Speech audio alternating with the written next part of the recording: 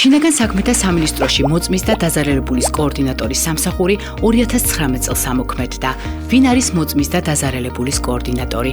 კოორდინატორი არის შინაგან საქმეთა სამინისტროს თანამშრომელი, რომელიც ეხმარება დანაშაულის მოწმეს ან დაზარალებულ სამართალდამცავ ორგანოსთან კომუნიკაციაში, დანაშაულის შედეგად მიღებულ სტრესთან გამკლავებაში და აწვდის მას ინფორმაციას სახელმწიფოში არსებული სერვისების შესახებ. კოორდინატორი პრიორიტეტულად ერთვება სამართალწარმოების პროცესში, როდესაც პირი არის არასრულწლოვანი, შეზღუდული შესაძლებლობის მქონე, ქალთა მიმართ ძალადობის ან და ოჯახში ძალადობის, სიძულვილით მოტივირებული დანაშაულის და ტრაფიკინგის მოწმე ან დაზარალებული.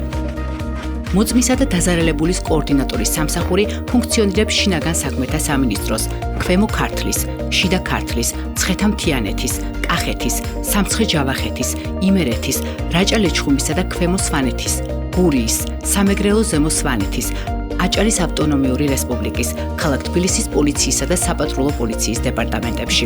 ქალაქ თბილისის პოლიციის დეპარტამენტში კოორდინატორის სამსახური ფუნქციონირებს შემდეგ ტერიტორიულ ერთეულებში. არასრულწლოვნების საქმეთა მთავარი სამმართველო, ისანი სამგორის, ძველი თბილისის, ვაკე-საბურთალოს, გლდანი ნაძალადების მთავარი სამმართველოები. თუ ხარ დანაშაულის მოწმე ან დაზარალებული, არ ქონია პოლიციასთან ურთიერთობის გამოცდილება და გჭირდება დახმარება.